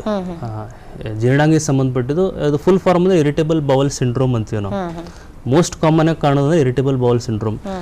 ಇದು ವಾಟ್ ವಿ ಕಾಲ್ ಇದು ಫಂಕ್ಷನಲ್ ಬೌಲ್ ಡಿಸಾರ್ಡರ್. ಅಂದ್ರೆ ಇದರಲ್ಲಿ ಸ್ಟ್ರಕ್ಚರಲ್ ಪ್ರಾಬ್ಲಮ್ ಏನೂ ಇರೋದಿಲ್ಲ. ಅಂದ್ರೆ ನಾವು ಎಲ್ಲ ಇನ್ವೆಸ್ಟಿಗೇಷನ್ ಮಾಡ್ತೀವಿ, ಎಂಡೋಸ್ಕೋಪಿ ಮಾಡ್ತೀವಿ, ಕೊಲೋನೋಸ್ಕೋಪಿ, ಬ್ಲಡ್ ಟೆಸ್ಟ್ ಎಲ್ಲ ಮಾಡಿದ್ರು ಮೋಸ್ಟ್ ಆಫ್ ದ ಇನ್ವೆಸ್ಟಿಗೇಷನ್ಸ್ ಎಲ್ಲ ನಾರ್ಮಲೇ ಬರುತ್ತೆ. So we call it as functional bowel disorder. ಅಂದ್ರೆ ಈ ಕರಳುಗಳ ಕೆಲಸ ಮಾಡೋದ್ರಲ್ಲೇ ಪ್ರಾಬ್ಲಮ್ ಇರುತ್ತೆ, ಸೂಕ್ಷ್ಮವಾಗಿರುತ್ತೆ ಆ ಕರಳುಗಳು. ನಾವು ಯಾವುದೋ ಒಂದು ಏನಾದರೂ ಊಟ ಮಾಡಿದೀವಿ ಅಥವಾ ಏನಾದರೂ ಎಲ್ಲರ ಬೇರೆದೇನಾದ್ರು ಊಟ ಮಾಡ್ಕೊಳ್ಳಿ ಇಮಿಡಿಯೇಟ್ಲಿ ಪೇಷಂಟ್ ಈ ಥರ ರೆಸ್ಪಾಂಡ್ ಮಾಡ್ತಾರೆ, ಹೊಟ್ಟೆ ನೋವು ಆಗೋದು, ಆಮೇಲೆ ಲೂಸ್ ಮೋಷನ್ಸ್ ಆಗೋದು, ಅಥವಾ ಕಾನ್ಸ್ಟಿಪೇಷನ್ ಅಂದರೆ ಮಲಬದ್ಧತೆ ಆಗೋದು, ಮೋಷನ್ ಕ್ಲಿಯರ್ ಆಗ್ಲಾರ್ದಂಗೆ ಆಗೋದು, ಆಮೇಲೆ ರಿಪೀಟೆಡ್ಲಿ ಆಗ್ತಾ ಇರುತ್ತೆ. ನಾವು ಟ್ರೀಟ್ಮೆಂಟ್ ಕೊಡ್ತೀವಿ, ಪೇಷಂಟ್ಸ್ ಬರ್ತಾರೆ, ಟ್ರೀಟ್ಮೆಂಟ್ ಕೊಡ್ತೀವಿ, ಒಂದು 2 weeks or 3 weeks ಮೆಡಿಸಿನ್ಸ್ ಕೊಡ್ತೀವಿ, ದೇ ವಿಲ್ ಬಿ ಫೈನ್. ಮತ್ತು again it gets repeated. After 3 months or 6 months again they come back. So this is something known as irritable bowel syndrome ಅಂತ. ಬಹಳ ಸಾಮಾನ್ಯವಾಗಿ ನೋಡೋದು ನಾವು. ಇದಕ್ಕೆ ಪರಿಣಾಮಕಾರಿಯಾದ ಚಿಕಿತ್ಸೆ ಇದೆ ಸರ್? ಪರಿಣಾಮಕಾರಿ ಅಂತಂದ್ರೆ ಈ ಥರ ನೋವು ತ್ರಾಸಾದಾಗ ನಾವು ಮೆಡಿಸಿನ್ಸ್ ಕೊಡಬೇಕು. ಆಮೇಲೆ ಒಂದು ಸ್ವಲ್ಪ ಡಯಟ್ ಎಕ್ಸರ್ಸೈಸ್ ಅಡ್ವೈಸ್ ಮಾಡ್ತೀವಿ. But it can be kept well under ಕಂಟ್ರೋಲಲ್ಲಿ ಇಡ್ಬೋದು. ಏನೂ ಮಾಡೋಕ್ಕಾಗಲ್ಲ ಅಂತ ಏನಿಲ್ಲ, ಕಂಟ್ರೋಲ್ ಇಡ್ಬೋದು. ಸರ್, ನಾವು ಬಹಳಷ್ಟು ಸಲ ನೋಡ್ತೀವಿ, ಎಷ್ಟೋ ಜನ ಊಟಕ್ಕಿಂತ ಮುಂಚೆ ಒಂದು ಟ್ಯಾಬ್ಲೆಟ್ ತಗೊಂಡ್ಬಿಡ್ತಾರೆ. ಇಲ್ಲ ನನಗೆ ಪಿತ್ತ ಇದೆ, ನಂಗೆ ಅಸಿಡಿಟಿ ಆಗ್ತದೆ, ಗ್ಯಾಸ್ ಇದೆ ಅಂತ ಒಂದು ಊಟಕ್ಕಿಂತ ಮುಂಚೆ, ಊಟ ಆದ್ಮೇಲೆ, ಈಗ ಎಲ್ಲದಕ್ಕೂ ಒಂದೊಂದು ಮಾತ್ರೆಗಳನ್ನ ನಾವು ತಗೋತಾ ಇರೋದು ನಾವು ಸಾಮಾನ್ಯವಾಗಿ ನೋಡ್ತೀವಿ. ಸರ್, ಈ ಪಿತ್ತ ಅಂದ್ರೆ ಏನು? ಇದಕ್ಕೆ ಕಾರಣ ಏನು? ಪಿತ್ತ ಅಂದ್ರೆ ಅದೇ ಆಕ್ಚುಲಿ ಇದನ್ನು ಮಿಸ್ನೋಮರ್ ಅಂತಾನೆ ಅನ್ಬೋದು. ಇದು ಬೇಸಿಕ್ಲಿ ಅಸಿಡಿಟಿಯಿಂದ ಏನ್ ಹೇಳ್ತಾ ಇದಾರಲ್ಲ, ಊಟದಿಂದ ಮೊದಲು ತಗೊಳ್ಳೋದು medicines most of the people ಇವರೆಲ್ಲ ಈ ಅಸಿಡಿಟಿದಿಂದ ಸಫರ್ ಆಗ್ತಾ ಇರೋರು. ಅಂದ್ರೆ ಅಸಿಡಿಟಿ ಅಂದ್ರೆ ಎಕ್ಸೆಸ್ ಆಸಿಡ್ ಸ್ಟಮಕಲ್ಲಿ ಪ್ರೊಡ್ಯೂಸ್ ಆದ್ಕೊಳ್ಳಿ ಈ ಥರ ಮೇಲೆ ಬರುತ್ತಾ ಇರುತ್ತೆ. ಹೀಗಾಗಿ ಪೂರ ಹೊಟ್ಟೆ ಉರಿಯುವುದು, ಆಮೇಲೆ ಎದೆ ಉರಿಯುವುದು, ಆಮೇಲೆ ಬಾಯಲ್ಲಿ ಹುಳಿ ಹುಳಿ ದ್ರವ ಬರುವುದು, ಇದೆಲ್ಲ ಅಸಿಡಿಟಿ, ಹೈಪರ್ ಅಸಿಡಿಟಿ ಸಿಂಪ್ಟಮ್ಸ್ ಇವೆಲ್ಲ. ಆಮೇಲೆ ಸ್ವಲ್ಪ ಪಿತ್ತರಸನು ಬರುತ್ತೆ, ಮೇಲೆ ಬರುತ್ತೆ. ಲಿವರಿಂದ ಪಿತ್ತರಸ ಬರುತ್ತೆ, ಅದು ಥ್ರೂ ಗಾಲ್ ಬ್ಲಾಡರ್ ಮತ್ತೆ ರಿಫ್ಲೆಕ್ಸ್ ಆಗುತ್ತೆ, ಸ್ಟಮಕಲ್ಲಿ ಒಂದು ಮೇಲ್ ಬರೋನು ಚಾನ್ಸಸ್ ಇರ್ತದೆ. ಈ ಥರ ಈ ಭಾಳ ದಿವಸದಿಂದ ಇತ್ತಂದ್ರೆ ಒಳಗೆ ಡ್ಯಾಮೇಜ್ ಆಗ್ಲಿಕ್ಕೂ ಸ್ಟಾರ್ಟ್ ಆಗುತ್ತೆ. ಅಂದ್ರೆ ಹೊಟ್ಟೆಯಲ್ಲಿ ಡ್ಯಾಮೇಜ್ ಆಗೋದು, ಈ ಅನ್ನದ ನಾಳ ಇಸೋಫೆಗಸ್ ಅಂತ ಏನು ಕರಿತೀವಿ ಅದು ಕೂಡ ಡ್ಯಾಮೇಜ್ ಆಗಿ ಅಲ್ಸರ್ಸ್ ಡೆವಲಪ್ ಆಗುತ್ತೆ. ಒಂದ್ಸರಿ ಅಲ್ಸರ್ ಡೆವಲಪ್ ಆಯಿತು ಅಂದರೆ ಪ್ರಾಬ್ಲಮ್ ಶುರು. ಮೇಲಿನ ಮೇಲೆ ಹೊಟ್ಟೆ ಉರಿಯುವುದು, ಏನಾದರೂ ಊಟ ಮಾಡಿದ್ಕೊಳ್ಳೆ ವಾಮಿಟಿಂಗ್ ಆಗೋದು, ಸಿವಿಯರ್ ಹಾರ್ಟ್ ಬರ್ನ್ ಅಂತೀವಿ. ಅಂದರೆ ಈ ಹಾರ್ಟ್ ಅಟ್ಯಾಕ್ ಆಗೋ ಪೇಷಂಟ್ಸ್ ತ್ರಾಸ ಪಡ್ತಾರೆ, ಅದೇ ಥರ ಭಾಳ ಸಿವಿಯರ್ ಚೆಸ್ಟ್ ಪೇನ್ ಆಗೋದು, ಉರಿಯುವುದು, ಇದೆಲ್ಲ ಸ್ಟಾರ್ಟ್ ಆಗ್ತದೆ. ಇಂಥ ಪೇಷಂಟ್ಸಲ್ಲಿ usually what we advise is ಊಟಕ್ಕಿಂತ ಮೊದಲು ಒಂದು ಈ ಪ್ರೋಟಾನ್ ಪಂಪ್ ಇನ್ಹಿಬಿಟರ್ಸ್ ಅಂತ ನೀವು ಕೇಳಿರ್ಬೇಕು, ಪ್ಯಾನ್ 40 ಅಂತ ತಗೋತಾರೆ, ಪ್ಯಾನ್ ಡಿ ಅಂತ ತಗೋತಾರೆ, ಹೌದು ಇವರು ತಗೋತಾರೆ ಜನ. ತಗೊಂಡು ಈ ಡೆಫಿನೆಟ್ಲಿ ರಿಲೀಫ್ ಆಗುತ್ತೆ ಇದರಿಂದ. ನಾವು ಪ್ರಿಸ್ಕ್ರೈಬ್ ಮಾಡ್ತೀವಿ over A period of 4 to 6 weeks, ಅಂದ್ರೆ ಒಂದು 4 ವಾರ ಈ ತರ ಪ್ರಿಸ್ಕ್ರೈಬ್ ಮಾಡ್ಕೊಂಡು ಅದನ್ನು ಕಂಟ್ರೋಲ್ ಬರುತ್ತೆ ಸರ್. ಆದ್ರೆ ಇದೇ ಜಾಸ್ತಿ ತಗೊಂಡ್ರು ಕೂಡ ತೊಂದರೆ ಇದೆನಾ ಸರ್? ಈಗ ಒಂದು ಸ್ವಲ್ಪ ಈ ಲಾಂಗ್ ಟರ್ಮ್ ಅಂದ್ರೆ ಈ ನಾನೇನು ಮೆಡಿಸಿನ್ಸ್ ಏನು ಹೇಳಿದೀವಲ್ಲ, ಈ ಜನರು 15 years 20 years ಪೀಪಲ್ 25 ವರ್ಷ ತಗೋತಾನೆ ಇದ್ದಾರೆ, ತಗೋತಾ ಇದ್ದಾರೆ. ಈಗ ಒಂದು ಸ್ವಲ್ಪ ಸೈಡ್ ಎಫೆಕ್ಟ್ಸ್ ಬರ್ತಾ ಇದಾವೆ, ಯಾಕಂದ್ರೆ ಈ ಸ್ಟಡೀಸ್ ಬರ್ತಾ ಇದೆ, ಒಂದು ಸ್ವಲ್ಪ ಸೈಡ್ ಎಫೆಕ್ಟ್ಸ್ ಬರ್ತಾ ಇದಾವೆ. ಇದು ಕೂಡ ಅಂದ್ರೆ ಇಂಥ ಪೇಷಂಟ್ಸ್ ಅಲ್ಲಿ ಮೇಲಿನ ಮೇಲೆ ಲೂಸ್ ಮೋಷನ್ಸ್ ಆಗೋದು, ಆಮೇಲೆ ಸ್ವಲ್ಪ ಮೆಟಬಾಲಿಕ್ ಡಿಸಾರ್ಡರ್ಸ್ ಬರ್ತಾ ಇದಾವೆ. ಅಂದ್ರೆ ಮೇಲೆ ವಾಟ್ ವಿ ಕಾಲ್ ಫ್ರಾಕ್ಚರ್ಸ್ ಆಗೋದು ಸ್ವಲ್ಪ ಇದಾವೆ. ಈ ಸರಿ ಗುಳಿಗೆಯನ್ನು ತಗೋತಾರೆ, ಅವರು ಊಟ ಮಾಡ್ತಾರೆ, ಆಮೇಲೆ ಅವ್ರಿಗೆ ಯಾವ ರೀತಿಯಾದಂತಹ ತೊಂದರೆ ಆಗಲ್ಲ. ನಮಗೆ ಈ ತೊಂದರೆನೇ ಆಗಬಾರ್ದು ಅಂತಂದ್ರೆ ಎಂತ ಆಹಾರವನ್ನು ನಾವು ತೆಗೆದುಕೊಳ್ಬೇಕು, ನಮ್ಮ ಊಟ ಹೇಗಿರಬೇಕು? ನಾವು ಯೂಶಲಿ ಅಡ್ವೈಸ್ ಮಾಡೋದು ಈ ಅಸಿಡಿಟಿ ಇರೋ ಪೇಷಂಟ್ಸ್ ಅಂದ್ರೆ ಲೆಸ್ ಸ್ಪೈಸಿ ಫುಡ್, ಅಂದ್ರೆ ಮಸಾಲೆಗಳ ಒಂದೇ ಇದರಲ್ಲಿ ಹೇಳ್ಬೇಕು ಅಂದ್ರೆ ಎಣ್ಣೆ ಹುಳಿ ಖಾರ ನೀವು ಕಡಿಮೆ ಊಟ ಮಾಡಬೇಕು ಅಂತ ಹೇಳ್ತೀವಿ. ಆಮೇಲೆ ಎಸ್ಪೆಷಲಿ ಈ ಸ್ಪೈಸಿ ಫುಡ್ಡು ಮತ್ತು ಹೆವಿ ಫ್ಯಾಟಿ ಮೀಲ್ಸ್ ಅಂದರೆ ಇದು ಕಡಿಮೆ ತೊಗೋಬೇಕು, ಎಣ್ಣೆಯಲ್ಲಿ ಕರೆದಿದ್ದೆಲ್ಲ ಕಡಿಮೆ ತೊಗೋಬೇಕು. ಇದು ಸ್ವಲ್ಪ ಆಮೇಲೆ ಲೆಸ್ ಅಮೌಂಟ್ ಆಫ್ ಫುಡ್, ಅಂದರೆ ಒಮ್ಮೆ ಈಗ 3 ಚಪಾತಿನೋ 4 ಇದನ್ನು ಊಟ ಮಾಡ್ತಾರೆ, ಒಮ್ಮೆ ಹೆವಿ ಮೀಲ್ಸ್ ಏನು ಅವಾಯ್ಡ್ ಮಾಡಂತೀವಿ. ಫ್ರೀಕ್ವೆಂಟ್ ಸ್ಮಾಲ್ ಮೀಲ್ಸ್ ಅಂತೀವಿ ನಾವು. ಈ ಪೇಷಂಟ್ಸ್ ಯಾರು ಹೆಚ್ಚಿಗೆ ತೊಗೊಂಡ್ಕೊಳ್ಳೆ ಎದೆ ಮೇಲೆ ಬಂದು ಕುಂತಂಗೆ ಅಂತ ಹೇಳ್ತಾರೆ, ನಾನು ಊಟ ಮಾಡಿಕೊಂಡು ನನ್ನ ಎದೆ ಮೇಲೆ ಬಂದು ಕೂತಿರುತ್ತೆ ಅಂತ ಹೇಳ್ತಾರೆ. ಇಂಥ ಪೇಷಂಟ್ಸಿಗೆ ನಾವು ಫ್ರೀಕ್ವೆಂಟ್ ಆಗಿ ಸ್ಮಾಲ್ ಮೀಲ್ಸ್ ಯೂಸ್ ಮಾಡಿ ಅಂತ ಅಡ್ವೈಸ್ ಮಾಡ್ತೀವಿ. ಈಗ ಎಷ್ಟೋ ಜನ ಅಂತಾರೆ ಸರ್, ಅನ್ನ ಪಚನ ಆಗಲ್ಲ, ನಂದು ಜೀರ್ಣನೇ ಆಗಲ್ಲ ಊಟ ಮಾಡಿದ್ರೆ ಅಂತ ಅಂತಾರೆ. ಇದಕ್ಕೇನು ಕಾರಣ ಏನ್ರಿ ಸರ್? ಇದು ನಾವು ಇಂಡೈಜೆಷನ್ ಅಂತೀವಿ ನಾವು ಆಕ್ಚುಲಿ, ಇಂಡೈಜೆಷನ್ ಅಂತೀವಿ. ಇದನ್ನು ಈ ರಿಫ್ಲೆಕ್ಸ್ ಡಿಸೀಸ್ ಈಗ ನಾವು ಮಾತಾಡ್ತಾ ಇದ್ವಿ, ಅಸಿಡಿಟಿ ಆಗೋದು, ರಿಫ್ಲೆಕ್ಸ್ ಡಿಸೀಸ್ ಅಂದ್ರೆ ಊಟ ಮಾಡಿದ್ದೆ ಮೇಲ್ ಬರೋದು, ರಿಫ್ಲೆಕ್ಸ್ ಡಿಸೀಸ್ ಅಂತೀವಿ. Treatment will remain the same, ಇದೇ ಟ್ರೀಟ್ಮೆಂಟ್ ಕೊಡ್ತಾ ಇರುತ್ತೆ. ಅದೇ ಪರಿಣಾಮಕಾರಿಯಾಗಿ ಇದನ್ನ ನಾವು ಒಳ್ಳೆ ಪರಿಣಾಮಕಾರಿ ಚಿಕಿತ್ಸೆ ಇದೆ ಸರ್ ಇದಕ್ಕೆ. ಮತ್ತೆ ಮತ್ತೆ ನಾವು ಇದಕ್ಕೆ ಆಗಬಾರ್ದು ಅಂತಂದ್ರೆ ಹೌದೌದು, ಡಯಟ್ ಇಸ್ ಆಲ್ವೇಸ್ ಇಂಪಾರ್ಟೆಂಟ್. ನಮ್ದು ಈ ಜೀರ್ಣಾಂಗದಲ್ಲಿ diet is very important with medicines. ಅಂದ್ರೆ ನಾವು ಮೆಡಿಸಿನ್ ಏನು ಕೊಡ್ತೀವಿ ಅದ್ರ ಜೊತೆ ನಿಮ್ಮ ಡಯಟ್ ಇಸ್ ವೆರಿ ಇಂಪಾರ್ಟೆಂಟ್. ಸರಿ, ಎಂಡೋಸ್ಕೋಪಿ ತಜ್ಞರು ಕೂಡ ನೀವು, ಎಂಡೋಸ್ಕೋಪಿ ಅಂದ್ರೆ ಏನು ಆಪರೇಟ್ ಮಾಡ್ತೀರಿ ಇಲ್ಲಿ ನೀವು? ಈ endoscopy one of the best investigation. ಈ ಜೀರ್ಣಾಂಗ, ಈ ಅನ್ನದ ನಾಳು ಮತ್ತು ಹೊಟ್ಟೆಯನ್ನು ಡೈರೆಕ್ಟ್ ವಿಜುವಲೈಸೇಷನ್, ಅಂದರೆ ಒಂದು ಲಾಂಗ್ ಟ್ಯೂಬಿಂದ ಇದರ ಒಂದು ಕ್ಯಾಮ್ರಾ ಇರುತ್ತೆ, ಕ್ಯಾಮ್ರಾದಿಂದ ನಾವು ನೋಡ್ತೀವಿ. One of the gold standard to visualise ಅಂತ ಅಂದ್ರೆ ನಾವು ಡೈರೆಕ್ಟ್ಲಿ ನಾವು ಒಳಗೆ ಏನು ಆಗ್ತಾ ಇದೆ ಅಂತ ಹೇಳಿ ನೋಡ್ಬೋದು. ಯಾಕಂದ್ರೆ ಈಗ ನಾವು ಇದರಿಗಿಂತ ಮೊದಲು ನಾವೇನು ಎಕ್ಸ್ರೇ ತೊಗೊಂಡಿವಿ, ಬೇರೇನು ತೊಗೊಂಡಿವಿ ಅಥವಾ ಅಲ್ಟ್ರಾಸೌಂಡ್ ಅಂತ ಮಾಡ್ತೀವಿ, these are all indirect investigations. ಇದು ಎಂಡೋಸ್ಕೋಪಿಲಿ ಡೈರೆಕ್ಟಾಗಿ ನಾವು ನೋಡೋದು ಈ ಅಲ್ಸರ್ ಡಿಸೀಸು ಈ ಥರ ಗೊತ್ತಾಗುತ್ತೆ. ಈ ಎಸಿಡಿಟಿ ಪ್ರಾಬ್ಲಮ್ಮು, ಅಲ್ಸರ್ ಡಿಸೀಸು ಅಥವಾ ಎಸ್ಪೆಷಲಿ ಕ್ಯಾನ್ಸರ್ ಈ ಎಂಡೋಸ್ಕೋಪಿಯಲ್ಲಿ ಗೊತ್ತಾಗುತ್ತೆ. ಹೌದು, ಡೆಫಿನೆಟ್ಲಿ ಗೊತ್ತಾಗುತ್ತೆ. ಅಂದರೆ ನಾವು ಅಪ್ಪರ್ ಎಂಡೋಸ್ಕೋಪಿ ಅಂತೀವಿ, ಆಮೇಲೆ ಲೋವರ್ ಎಂಡೋಸ್ಕೋಪಿ ಅಂತೀವಿ. ಅಪ್ಪರ್ ಎಂಡೋಸ್ಕೋಪಿ ಅಂದರೆ ನಾವು ನೋಡೋದು ಅನ್ನದ ಇಸೋಫೆಗಸ್, ಸ್ಟಮಕ್ ಮತ್ತು ಸಣ್ಣ ಕರಳದ ಫಸ್ಟ್ ಒಂದು 10-15 ಸೆಂಟಿಮೀಟರ್ಸ್ ನೋಡ್ತೀವಿ. ಈ ಇದರಲ್ಲಿ ಏನಾದರೂ ಪ್ರಾಬ್ಲಮ್ ಇದ್ದರೆ ಅಂದರೆ ಎಸ್ಪೆಷಲಿ ಬರೋದು ಅಂತಂದರೆ ಅಲ್ಸರ್ ಡಿಸೀಸು ಮತ್ತು ಕ್ಯಾನ್ಸರ್, ಆಮೇಲೆ ರಿಫ್ಲೆಕ್ಸ್ ಡಿಸೀಸು ಈ ಥರ ಏನಾರು ಇದ್ದರೆ, ಅಥವಾ ಈ ಪೇಷಂಟ್ಸ್ ರಕ್ತ ವಾಂತಿ ಮಾಡ್ಕೊಂಡೇನು ಬರ್ತಾರೆ, ಈ ಲಿವರಿಗೆ ಸಂಬಂಧಪಟ್ಟಿದ್ದ ಪೇಷಂಟ್ಸ್ ಇರ್ತಾರೆ, ಇವರೆಲ್ಲ ನಾವು ನೋಡ್ಬೋದು. ನೋಡಿ ಮತ್ತು ಟ್ರೀಟ್ಮೆಂಟ್ ಆಫರ್ ಮಾಡ್ಬೋದು ಥ್ರೂ ಎಂಡೋಸ್ಕೋಪಿ ಓನ್ಲಿ. ಅಲ್ಲಿ ಏನು ಆಪರೇಷನ್ ಮಾಡ್ತೀರಿ ಸರ್? ವಿಕಾಲ್ಸ್ ಅದೇ ಟ್ರೀಟ್ಮೆಂಟ್ ಅಂದರೆ ಥೆರಪಿ ಮಲ್ಟಿಪಲ್ ಮೆಥಡ್ಸ್ ಇರುತ್ತೆ. ಒಂದೊಂದು ಡಿಸೀಸ್ ಮೇಲೆ ಒಂದೊಂದು ಮೆಥಡ್ ಇರುತ್ತೆ. ಈಗ ಬ್ಲಡ್ ವಾಮಿಟಿಂಗ್ ಅಂದರೆ ಯಾಕೆ ಆಗ್ತಾ ಇದೆ ಬ್ಲಡ್ ವಾಮಿಟಿಂಗ್, ಲಿವರ್ಗೆ ಸಂಬಂಧಪಟ್ಟಿದ್ದೆ ಅಂದರೆ ಅದಕ್ಕೆ ಬೇರೆ ಟ್ರೀಟ್ಮೆಂಟ್ ಕೊಡ್ತೀವಿ. ಅಲ್ಸರ್ಗೆ ಸಂಬಂಧಪಟ್ಟಿದ್ದು ಬ್ಲಡ್ ವಾಮಿಟಿಂಗ್ ಅಂದ್ರೆ ಅದಕ್ಕೆ ಬೇರೆದಿರುತ್ತೆ. ಆಮೇಲೆ ಇದು ರಿಫ್ಲೆಕ್ಸ್ ಡಿಸೀಸ್, ಇಸೋಫೆಜೈಟಿಸ್ ಅಂತೀವಿ, ಬೇರೆ ಬೇರೆ ಟ್ರೀಟ್ಮೆಂಟ್ ಆಫರ್ ಮಾಡ್ತೀವಿ. ಸರಿ, ಅಲ್ಸರ್ ಅಂತ ಅಂದ್ರೆ ಸರಿ, ಅಲ್ಸರ್ ಆಗ್ಲಿಕ್ಕೆ ಕಾರಣ ಏನ್ರಿ ಸರ್? ಅಸಿಡಿಟಿನೇ ಮೇನ್. ಆಮೇಲೆ ಅಸಿಡಿಟಿ ಒಂದು, ಇನ್ನೊಂದು ಎಚ್ ಪೈಲೋರಿ ಇನ್ಫೆಕ್ಷನ್ ಅಂತ, ಇದು ಹೊಟ್ಟೆಯಲ್ಲೇ ಇರುತ್ತೆ. ಎಚ್ ಪೈಲೋರಿ ಇನ್ಫೆಕ್ಷನ್ ಅಂತ, ದಿಸ್ ಈಸ್ ವೆರಿ ಕಾಮನ್. ಆಮೇಲೆ ಈ ಪೇಷಂಟ್ಸ್ ಲಾಂಗ್ ಸ್ಟ್ಯಾಂಡಿಂಗ್ ಇದು ಪೇನ್ ಕಿಲ್ಲರ್ಸ್ ತೊಗೊತಾ ಇರ್ತಾರೆ ನೋಡಿ, ಈ ಎಲ್ಡರ್ಲಿ ಪೇಷಂಟ್ಸ್ ಅಂದ್ರೆ 40-50-60 ಆದ್ಕೊಳ್ಳೆ, 60 ವಯಸ್ಸಿನ ಆದ್ಕೊಳ್ಳೆ ಇದು ಜಾಯಿಂಟ್ ಪೇನ್ಸ್ ಅಂತ ಪೇನ್ ಕಿಲ್ಲರ್ಸ್ ಬಹಳ ವರ್ಷದಿಂದ ತೊಗೊತಾ ಇರ್ತಾರೆ. ಅವರಲ್ಲಿ ಅಲ್ಸರ್ ಆಗೋದು ಬಹಳ common. So H pylori infection, hyper acidity ಮತ್ತು ಪೇನ್ ಕಿಲ್ಲರ್ಸ್. ಲಿವರ್ ಅಲ್ಲ, ಈ ಸ್ಟಮಕ್ ಅಲ್ಲಿ ಅಲ್ಸರ್ಸ್ ಆಗೋದು. ಅಲ್ಸರ್ಸ್ ಆಗೋದು. ಸರ್, ಈಗ ಆಲ್ಕೋಹಾಲ್ ತೆಗೆದುಕೊಳ್ಳೋರಿಗೆ ಲಿವರ್ ಹಾನಿ ಆಗ್ತದೆ ಅಂತ ಹೇಳಿದ್ರಿ ಸರ್. ಮೊದಲನೇ ಕಾರಣ ಏನು? ಆಲ್ಕೋಹಾಲ್ ತೆಗೆದ್ರಿಂದ ಲಿವರ್ಗೂ ಏನ್ ಸಂಬಂಧ? ನಾವು ಆಲ್ಕೋಹಾಲ್ ತೊಗೊಳೋದ್ರೆ ಲಿವರ್ ಅಲ್ಲೇ ಮೆಟಬಾಲಿಸಮ್ ಆಗೋದು, ಅದಲ್ಲೇ ಇದು ಆಗುತ್ತೆ. ಸೊ ಇಡೀ ಬಾಡಿಯಲ್ಲಿ 2 ಆರ್ಗನ್ಸ್ ಆಲ್ಕೋಹಾಲ್ ಇಂದ ಮೇಜರ್ ಆಗಿ, ಅಂದ್ರೆ ಇನ್ಫ್ಯಾಕ್ಟ್ ಮೇಜರ್ ಆಗಿ ಅಂದ್ರೆ ಲಿವರ್ ಮತ್ತು ಪ್ಯಾಂಕ್ರಿಯಾಸ್ ಅಂತ ಇರುತ್ತೆ, ಇವೆರಡು ಡ್ಯಾಮೇಜ್ ಆಗೋ ಚಾನ್ಸಸ್ ಇರುತ್ತೆ ಆಲ್ಕೋಹಾಲ್ ಇಂದ. ಇದು ಟ್ರೀಟ್ಮೆಂಟ್ ಇದೆ sir? First treatment is to stop alcohol. ನಾವು ಫಸ್ಟ್ ಅದೇ ಹೇಳ್ತೀವಿ, ಆಲ್ಕೋಹಾಲ್ ಸ್ಟಾಪ್ ಮಾಡಬೇಕು. ಯಾಕಂದ್ರೆ ನಾವು ಏನು ಟ್ರೀಟ್ಮೆಂಟ್ ಆಫರ್ ಮಾಡಿದ್ರು ಪೇಷಂಟ್ ಹೌದು ಎಕ್ಸಾಕ್ಟ್ಲಿ ಪೇಷಂಟ್ ಕಂಟಿನ್ಯೂಸ್ ಆಗಿ ಆಲ್ಕೋಹಾಲ್ ತಗೊಳ್ತಾ ಇದ್ರೆ ಟ್ರೀಟ್ಮೆಂಟ್ ಇಸ್ ವೆರಿ ಡಿಫಿಕಲ್ಟ್. ಆಮೇಲೆ ಒಂದು ವೇಳೆ ಆಲ್ಕೋಹಾಲ್ ಬಿಟ್ಟರೆ treatment results are very good. ಚಿಕಿತ್ಸೆ ಪರಿಣಾಮಕಾರಿಯಾಗಿರುತ್ತೆ. 100%. ಪೂರ ಕ್ಯೂರ್ನು ಆಗ್ತಾರೆ ಅವರು. ಪೂರ ಕ್ಯೂರ್ ಅಂತಂದ್ರೆ ಕಂಪ್ಲೀಟ್ ಆಗಿ ಕಂಟ್ರೋಲ್ ಇರುತ್ತೆ. ಈ ಪೇಷಂಟ್ಸ್ ನಾನು ಹೇಳ್ದಲ್ಲ, ಈ 3 ಸ್ಟೇಜಲ್ಲಿ ಬರ್ತಾರೆ ಅವರು. ಒಂದು ಫ್ಯಾಟಿ ಲಿವರ್ ಅಂತ ಹೇಳಿ ಬರ್ತಾರೆ, ಆಮೇಲೆ ಎಷ್ಟೋ ವರ್ಷ ಆದ್ಕೊಳ್ಳಿ ಒಂದು ಆಲ್ಕೋಹಾಲಿಕ್ ಹೆಪಟೈಟಿಸ್ ಅಂತ ಡೆವಲಪ್ ಆಗುತ್ತೆ, second stage, end stage cirrhosis of liver. Say suppose ಅವರು ಈಗ ಎಂಡ್ ಸ್ಟೇಜಲ್ಲಿ ಬಂದರೂ ಕೂಡ ಆಲ್ಕೋಹಾಲ್ ಸ್ಟಾಪ್ ಮಾಡಿದ್ರೆ ಡೆಫಿನೆಟ್ಲಿ ಸ್ವಲ್ಪ ಕಂಟ್ರೋಲ್ ಎಲ್ಲಾರು ಮಾಡ್ಕೋಬಹುದು ನಾವು. ಸರ್, ಈಗ ಈ ಪಿತ್ತಕೋಶದಲ್ಲಿ ಹಳ್ಳಗಳಂತ ಹೇಳಿದ್ರಿ, ಇದು ಜಾಸ್ತಿ ಮಹಿಳೆಯರಲ್ಲಿ ಕಂಡು ಬರುತ್ತಾ ಅಥವಾ ಪುರುಷರಲ್ಲಿ ಕಂಡು ಬರುತ್ತಾ? ಯೂಶಲಿ ಮಹಿಳೆಯರಲ್ಲಿ, ಜಾಸ್ತಿ ಮಹಿಳೆಯರಲ್ಲಿ. ಯಾಕ್ರಿ ಸರ್ ಇದು ರೀಸನ್? ಅದು ಹಾರ್ಮೋನ್ ಲೆವೆಲ್ಸ್ ಅದೆಲ್ಲ ಡಿಪೆಂಡ್ ಆಗಿರುತ್ತೆ. ಮೇನ್ ಅಂತಂದ್ರೆ over weight, high fatty meals ಮತ್ತೆ ಫಿಮೇಲ್ ಪೇಷಂಟ್ಸ್ ಅಲ್ಲಿ ಇದು ಜಾಸ್ತಿ ಕಂಡು ಬರುತ್ತೆ. ಯೂಶಲಿ ಜಾಸ್ತಿ ಕಂಡು ಬರುತ್ತೆ. ಯಾಕಂದ್ರೆ ಅವರು ಯಾವುದೇ ರೀತಿಯಾದಂತ ಹೊರಗೆ ಹೋಗಲ್ಲ, ಆದ್ರೂ ಅವರಲ್ಲಿ ಈ ರೀತಿಯಾದಂತ ಸಮಸ್ಯೆಗಳು ಬಹಳ ನೋಡಿವಿರಿ. ಹೌದೌದು, ಯೂಶಲಿ ಫಿಮೇಲ್ಸ್ ಅಲ್ಲೇ ಬರೋದು ಅದು. ಯಾಕೆ ಓವರ್ ವೆಯ್ಟ್, ಒಬೀಸ್ ಕಾಣಿಸ್ತದೆ. ಹಾರ್ಮೋನ್ಸ್ ಇಂಬ್ಯಾಲೆನ್ಸ್ ಇಂದನೇ ಇದನ್ನು ಕಾರಣ ಆಗುತ್ತೆ ಸರ್. ಬಟ್ ಅಷ್ಟು ಸ್ಟ್ರೆಸ್ ಕೊಡಂಗಿಲ್ಲ. What we keep in mind is females ಇರುತ್ತೆ ಅಂತ. Treatment is remains same. ಹೌದು ಸರ್, ಹೌದು.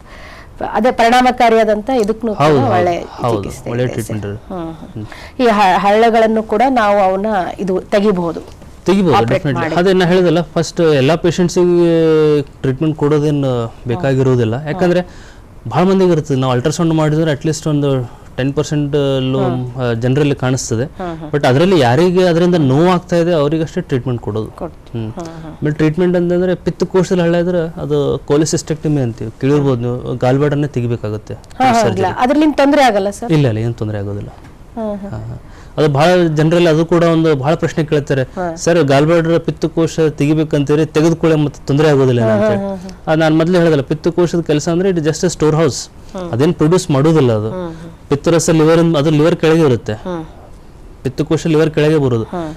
ಲಿವರ್ ಇಂದ ಪಿತ್ತರಸ ಏನ್ ಬರ್ತದೆ ಅದು ಸ್ಟೋರ್ ಹೌಸ್ ಇದ್ದಂಗೆ, ಸ್ಟೋರ್ ಮಾಡ್ತದೆ, ಗೋಡೌನ್ ಇದ್ದಂಗೆ ಅದು ಸ್ಟೋರ್ ಮಾಡುತ್ತೆ. ನಾವು ಊಟ ಮಾಡಿದ್ರೆ ಅದನ್ನು ಹೊರಗಾಗುತ್ತೆ. ಸೊ ನಾವು ಊಟ ಮಾಡಿದ್ದು ಪಿತ್ತರಸ ಎರಡೂ ಕೂಡ ಡೈಜೆಷನ್ ಪ್ರೋಸೆಸ್ ಸ್ಟಾರ್ಟ್ ಆಗುತ್ತೆ. ಸೊ ಪಿತ್ತರಸ ತೆಗೆದುಕೊಳ್ಳಿ ಅದು ಪಿತ್ತರಸ ಏನದ ಪಿತ್ತಕೋಶ ತೆಗೆದ ಮೇಲೆ ಪಿತ್ತರಸ ಹೋಗಿ ಇಂಟೆಸ್ಟೈನಲ್ಲಿ ಬರೋಕ್ಕೂ ಕೂಡ್ತದೆ. ಅದರಿಂದ ಏನು ಸಮಸ್ಯೆ ಏನು ಸಮಸ್ಯೆ ಇರೋಂಗಿಲ್ಲ.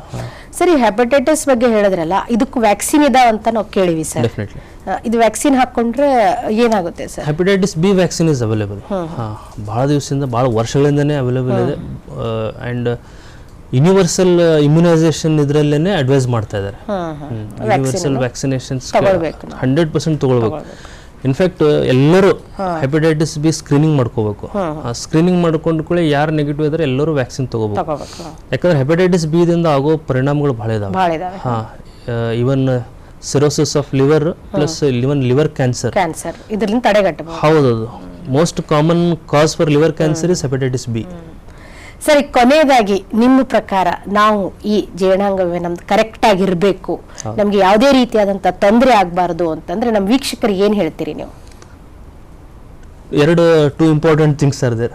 One is exercise, very important. At least ಒಂದು 30 to 45 ಮಿನಿಟ್ಸ್ ನೀವು ಏನಾದರೂ ಅಂದರೆ ಎದರ್ ಬ್ರಿಸ್ಕ್ ವಾಕಿಂಗ್ ಅರೆ ಮಾಡ್ಕೊಳ್ಳಿ, ಸೈಕ್ಲಿಂಗ್ ಅರೆ ಮಾಡ್ಕೊಳ್ಳಿ, ಸ್ವಿಮ್ಮಿಂಗ್ ಅರೆ ಮಾಡ್ಕೊಳ್ಳಿ, ಯಾವುದಾದ್ರೂ ಒಂದು ಮೋಡ್ ಆಫ್ ಎಕ್ಸಸೈಸ್ ಮಾಡ್ಕೊಳ್ಳೇಬೇಕು. At least 30 to 45 minutes or 1 hour in a day compulsory. ಅದು ನಾವು ಬಾಡಿ ಮಾಸ್ ಇಂಡೆಕ್ಸ್ ಅಂತೀವಿ. ಬಾಡಿ ಮಾಸ್ ಇಂಡೆಕ್ಸ್ ನಿಮ್ಮ ಹೈಟ್ ವೆಯ್ಟ್ ನಾರ್ಮಲ್ ಆಗಿ ಇಟ್ಕೊಳ್ಬೇಕು. ಓವರ್ ವೆಯ್ಟ್ ಅವಾಯ್ಡ್ ಮಾಡೋದು ಬಹಳ ಇಂಪಾರ್ಟೆಂಟ್. ಎರಡನೇದಂದ್ರೆ ಊಟ. ಡಯಟ್ ಹೈ ಫೈಬರ್ ಡಯಟ್ ಅಂತೀವಿ. ಅಂದರೆ ಫ್ರೂಟ್ಸ್ ವೆಜಿಟೇಬಲ್ಸ್ ಹೆಚ್ಚಿಗೆ ಜಾಸ್ತಿ, ಹೈ ಪ್ರೋಟೀನ್ ಡಯಟ್. ಹೌದು, high protein diet. Low fat ಅಂದರೆ ಎಣ್ಣೆ ಪದಾರ್ಥಗಳು, ಸ್ವಲ್ಪ ಲೋ ಕಾರ್ಬೋಹೈಡ್ರೇಟ್ಸ್ ಯೂಸ್ ಮಾಡೋದು. ಕಾರ್ಬೋಹೈಡ್ರೇಟ್ಸ್ ಒಂದು ಸ್ವಲ್ಪ ವೆಯ್ಟ್ ಅದು ಇನ್ಕ್ರೀಸ್ ಆಗ್ಬೋದು. ನಿಮ್ಮ ಒಂದು ಅತ್ಯಮೂಲ್ಯವಾದಂತಹ ಸಮಯವನ್ನ ನಮಗೋಸ್ಕರ ನೀಡಿದ್ದಕ್ಕಾಗಿ ನಮ್ಮ ದೂರದರ್ಶನದ ವತಿಯಿಂದ, ನಮ್ಮ ವೀಕ್ಷಕರ ವತಿಯಿಂದ ನಿಮಗೆ ಧನ್ಯವಾದಗಳು. ನಮಸ್ಕಾರ.